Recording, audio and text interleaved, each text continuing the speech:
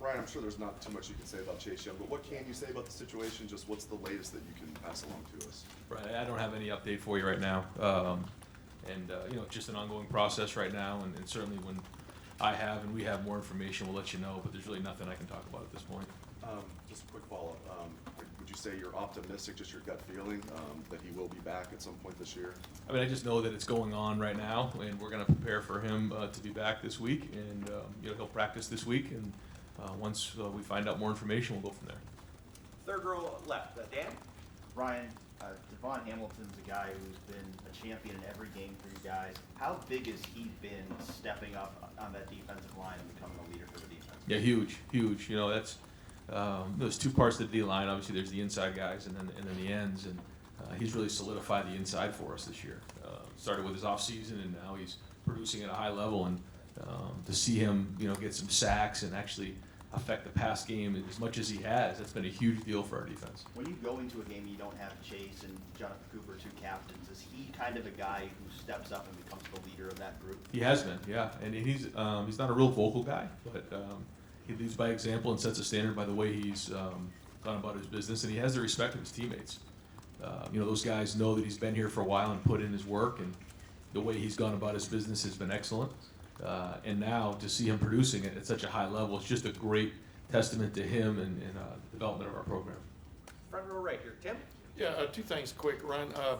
I don't know if proud's the right word, but to watch, I'm sure you watched that LSU Alabama game or some of it. How proud are you of watching Joey Burrow, the way he's flourished, et cetera? Yeah, no, proud is definitely a word. Really happy for him and seeing the way he's playing and competing. He's a tremendous competitor, and watching him go into Alabama and win like that was really cool. Yeah, and Coach Meyer told us one point, you and him sat around after that spring, and it was really close between those guys. How tough is it these days to watch a guy that's that close walk out the door? It's hard, but it's being at Ohio State. You think about that room. You had JT, you had Dwayne, and you had Joe. One is one of the more decorated players in the history of the Big Ten. The other guy's playing in the NFL, and the other one's probably leader for the Heisman right now. And so they all can't play. That's the thing about being a quarterback, and that's what's hard and sensitive about college football right now is that very situation. But it all works out in the end. We got a great quarterback we feel good about right now who's playing at a high level, but I think that's just part of the culture right now, or just the environment of college football, and certainly quarterback play. And one other quickie, what did last week's game tell you about the focus of this team? There was a distraction, prohibitive favorite against a team. Does that give you even more confidence going into this week? There won't be an overlook. I mean, how do you play that? We talked about it all week, and when the team was aware of the situation, they knew that this was the first time we had faced some adversity, and we know that there's more adversity coming along the way. We don't know where, we don't know when, but we talked to the team about that from early on, that we were going to equip ourselves to be ready for any adversity that might hit us. That's just the way these seasons go, and the championship teams, they're resilient in times of adversity. It reveals your character, and so the coaching staff, we relayed to the team and to the program that our character was at the forefront. The heart of this team is being showcased today to find out what we're really made of, and I think they took that to heart, and they played hard throughout the game. Third row right, Rob? You've been around a lot of teams. What would you define as the it factor for a team this team seems to have it? What is it? What are you looking for? What defines it? I don't know yet. I think, again, some of these things are things that we'll probably go back in February and sit down and talk about over dinner or something like that. I think when you're in the middle of it right now, what you try to do is you try to forecast, what's coming here. And one of the things we have got to do is we have to hold ourselves to a certain standard, and that we cannot at any point lose our discipline, lose our focus, because we had 13 penalties in a game. That's unacceptable. That's going to hurt us in a close game, and execution level's got to be at an all-time high. And the effort, and all those things, and taking care of the ball security, decision making, communication, all of those things have got to be really good. If we're going to win close games. And so, our team hasn't really been in the fourth quarter of a dogfight yet. And so those are the things that we're really focusing on right now. But to answer your question, I think we'll know more of that at the end. The one thing that I know that I love about this team is the chemistry and the maturity. How do you practice that? You just talked, you haven't had a fourth quarter game. You had some adversity in game versus Wisconsin, but is it just, are you wondering yourself, how are we gonna do when we need, it's 3rd and 7 and we need it and we're behind, if that moment comes? Do you practice it? Yeah, not worrying about it, just preparing for it and making sure that we're constantly talking about it, what it means, and practicing at a high level. And then at the end of the day, you're just going to trust your training. And then when you're in that moment, you'll just go back to the way you've trained, the way you've prepared. And if you haven't done that the right way, then you won't execute the way you're supposed to. I think to our team's credit right now, they have prepared and they've executed at a high level in a lot of areas. And so that's good, but now we can't ever lose focus of that, because that's when you get yourself in trouble. So that's the message this week. Front row left, Nathan? Justin Fields a couple times in his high school career had season-ending injuries. Obviously went through a lot of stuff last year at Georgia. It's like when you're evaluating quarterbacks as you're bringing them in beyond X's and O's stuff, do you look for things like that they've proven themselves in adverse situations like that? There's a lot of things, especially with the quarterback, that you try to dive into. I don't think you really know until you get them, though. And you try to do the best you can to ask the coaches in the area, to ask the people in the school, and find out the most you can about the individual, because all those things are tested, especially when you get into November. So yeah, I mean, you got to ask all those questions, because the talent is one thing, but being able to work through adversity and being consistent and making sure that you're tough enough. I mean, one of the hardest things about being a quarterback at the highest level, whether it's the NFL or where we're at, is the amount of meeting time. You know, I mean, we have to spend so much time in the meeting room and watching film week in and week out. There's more time in the meeting room than there actually is on the field. And that takes discipline, and that takes toughness too, to make sure you're doing that, because the immature, the weak-minded, they start to take weeks off because it gets too much for them. And so those are all things that we want to make sure we have grinders at quarterback. Has this defensive performance helped him by just kind of taking some of the pressure off of him this season and letting him ease into things? Well, I don't think he's eased into anything. I think that he's approached every game and every snap the right way, but it is good to have a defense as strong as ours is, so that we get the ball back. Like in the first half of that Michigan State game, maybe we weren't clicking on all cylinders, but the defense got us some turnovers early, and the more at-bats we get, the better. But we also need to understand that there's going to be times where we're not going to have that luxury. So, but those are all things we talk about. Lastly, what ways have you seen Jeff Okudah's presence on the field affect the way teams are attacking you in the passing game? Well, I think that he doesn't get a ton of action over there because he's so good at what he does, and he covers guys, and there's not a lot of room over there to throw it. And so I think that maybe affects where teams are going. If it's zone coverage, typically the quarterback will just go where the zone tells him to go. But if it is man-to-man, most reads are matchup based. So they have to decide if that's a matchup they like or not. Front row right, Austin? Ryan, what did you think of chugging off on Saturday? I thought he started out okay. We get that delay game. I got it in late, but he's got to help me with that, get the thing off. And then we had the sack fumble. But then after that, I thought he settled down and played good. He got the ball out of his hand quick, threw some nice balls, made some good decisions. He's a guy who's been around a lot of football. He's very smart. He's a guy you can count on. You know what I mean? Just to understand what's going on, and he throws a good ball. I mean, he's got good touch. And he's very intelligent, so I mean he can handle a lot without getting a ton of reps, and that's hard to do. And I think the good thing, he's played a decent amount of football this year, which is good. I don't know how many attempts he has, but when he's gone in there, I think he's competed and done well. I know you like to say you don't have expectations or surprises, but when he got here, at least for me, I never thought we'd see him play much for Ohio State. I mean, how far has he come? And I know circumstances changed this, but did you envision that he could be doing what he's doing right now? Yeah, again, I didn't know, but that was a very unique situation, and to see where he's come, I understand your point. I think that he's come a long way, and he came in not great shape. He'll tell you that. He kind of changed his body in the offseason and put a lot more work in. And he's in his second year in the program, which we haven't had a lot of those guys. Just by the way of the situation at quarterback. And so when you're second year into the program, whether it's physically or mentally or understanding the scheme of the offense, it really helps you. And I think you can see him, when he is out there, he's pretty decisive in his where he's throwing the ball and his protection and everything. Has your comfort level changed if something happened to Justin from where you were in August till now? Well, I think there's a body of work there that's being built, so the more he's out there, the better you feel. Second row left, Bill? Ryan, I know throughout the year you had to sort of adapt your offense as things get put on field and on film and teams try to defend you, whether that's, you know, building off plays or installing new ones totally. What do you and the staff need to see from your guys before you're ready to put new stuff on the field on a Saturday? Well, I think there's a good balance right there of finding the right things that, you know, your guys do well, and then also, you know, putting wrinkles in there.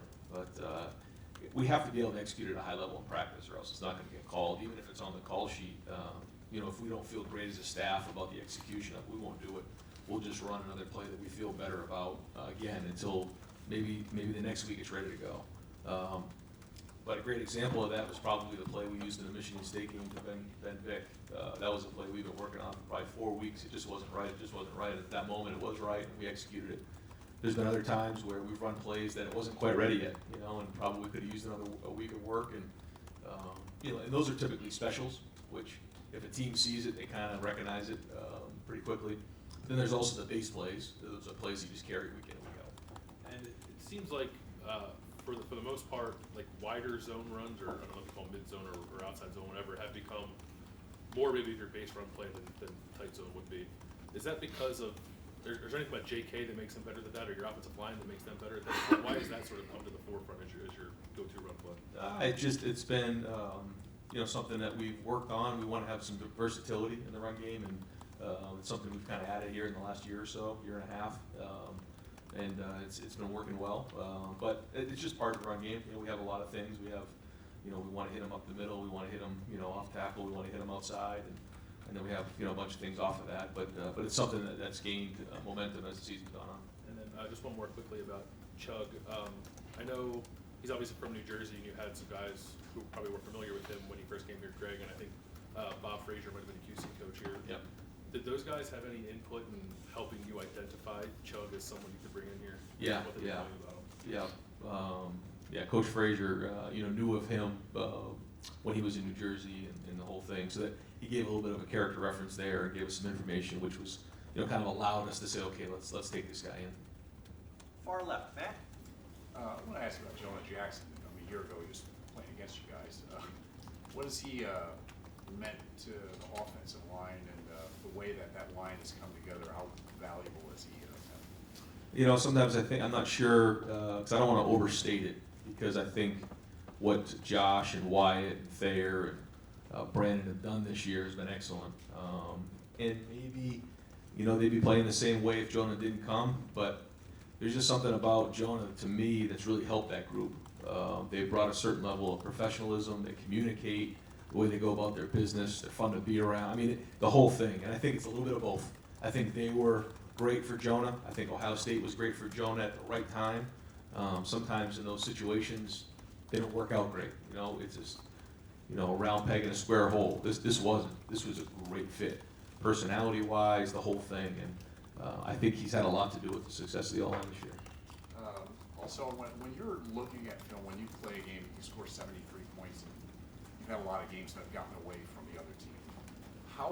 What are you looking for to tell you that we took a step forward when a game gets out of hand?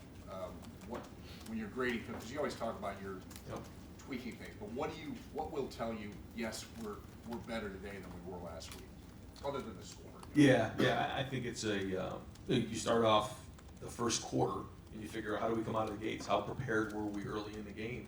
How were we playing when they were fresh, when we were fresh? What kind of adjustments do we make as we get into the second quarter? And, you know, you take a look at third down, red zone, short yardage, and, you know, how are we executing?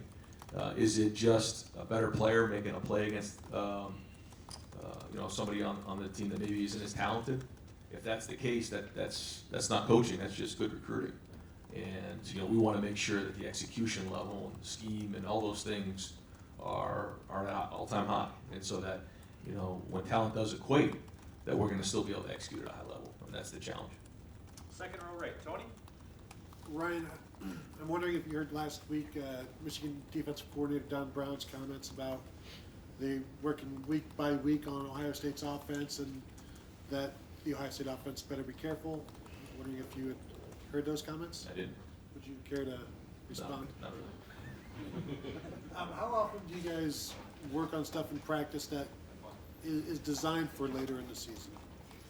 Yeah, well, we're always working on our packages to make sure that, we have wrinkles, and there's certain things that never see the field, and there's certain things that do. Some things, you come up with a great idea as a coach, and you work on it for a couple weeks, and you can't let your ego get in the way. It's a great idea, you like it, and it just doesn't fit right, and you have to kind of put it aside.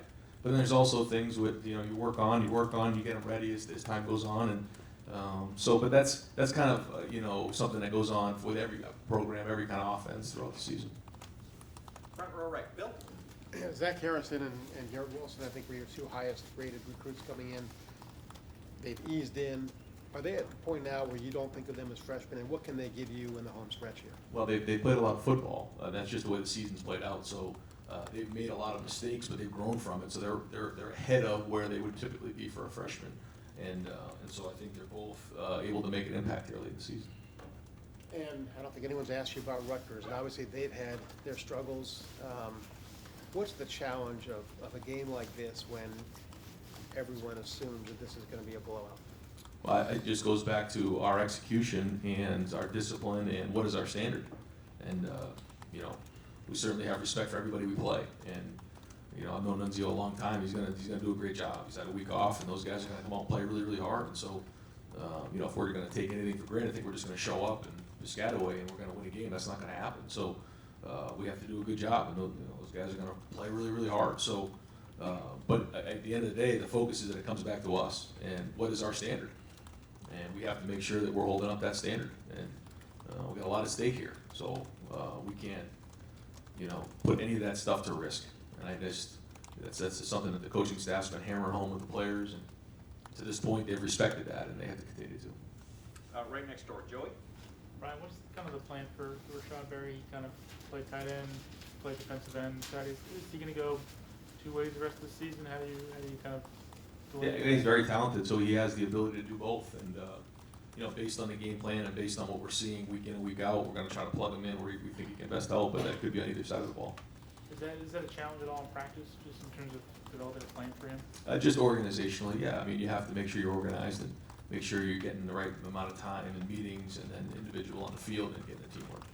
And can you kind of give us an update on where Gunnar is in the development? Obviously, we've seen more of Chugginoff kind of as the first guy. Sure. In return with that Trevor, where's Gunnar at? Yeah, I mean, Chris has had 2 years in the program, so he knows it better than Gunnar does. And but Gunnar is getting better. He's still learning the offense, but right now Chris is ahead of Gunnar. Far right over here, Clay? Your players encounter a sudden change on the field. You've had two kind of major sudden changes. Hey, we want you to run the program for the first 3 games last year. This year with Chase, how does that promote growth as a head coach? Well, I There's think no manual to this thing. that's right. Yeah, no, good question. I think, one as a leader, your job is to solve problems, and Colin Powell has a great quote about that. And that's your job. And if people stop coming to you with the problems, then you're not a very good leader. And that's the job as a head coach, is to solve the problems. And that there's going to be adversity along the way, especially in a place like this, which is a high-profile place. Things like that are going to come up. And when that happens, we're going to be steady in the boat. We're going to go back to who we are, and it reveals character. And so being strong in there and counting on our leaders and communicating well with the team is all important, and that we're going to get through it in the end, no matter what it is. Far right, Jeremy? Ryan, on the recruiting trail, you kind of knew with Jeff Hafley what he was like as a coach, but obviously he'd been out of the recruiting game for almost a decade. Has he been what you expected or more, and how has he helped you kind of reassert the footprint in New Jersey with Greg moving on? Yeah, so I remember when we were the 49ers, I told Jeff, I said, Jeff, you have an unbelievable combination of recruiting, because he was a great recruiter when he was in college, and ability to relate to players, and then his understanding of defensive football. And I think that's what makes a great college football coach, those 3 things. If you can relate to players, if you know what you're doing, and you're a really good recruiter, then you can be an all-star, and I think Jeff's an all-star. I thought that when he was at Rutgers and at Pitt. I felt like that when I worked in the NFL, and I certainly feel like that now. And his respect in Jersey and his work in Jersey is and is going to pay us dividends at the end. And final sets of questions. Front row left, Doug? Brian, were you the number 2 quarterback at New Hampshire before you were the starter? I think I was the 3rd when I was a redshirt sophomore. I was the 3rd string, and then I became the starter. Yeah. So you never really were in that I'm going in the next play if the starter gets hurt? Not really, no. Okay.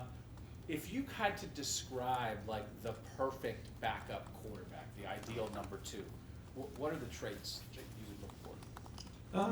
I mean, everyone's different, so you don't know where they're at in their development, you know, if it's a younger guy or an older guy, but you want somebody who's able to execute the offense without getting a lot of reps, physical reps with the first team, and that's hard to do. So I know it sounds funny, but somebody who can play with their imagination, someone who can sit in the back and visualize what's going to happen so that when they do have their opportunity, they're able to play at a high level. And some guys can do that, other guys struggle with that. Other guys need reps, they're rep guys.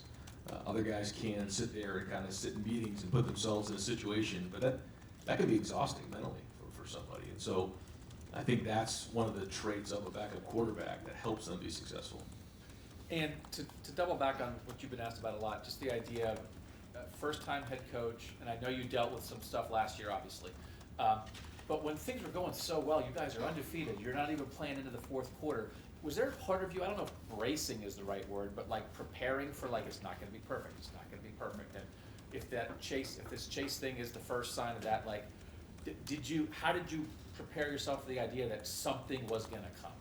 Well, when I took the job, I mean, I knew that that's what this is going to bring. I mean, not every day is gonna be perfect. You know, we're not gonna be undefeated forever. You know, things aren't gonna be perfect all the time. That's part of being the head football coach at a big-time program and being at Ohio State. We know that. And that's part of the job, and that's a big part of the job. And, you know, talk to my family, talk to Nina about that at length, is that there's gonna be some days that are better than others. But at the end of the day, we're gonna do things the right way.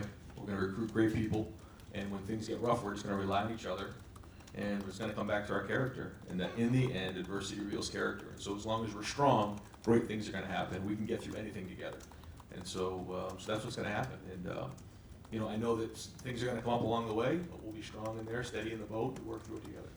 Great. Coach, thank you very much. Thank you, Ryan.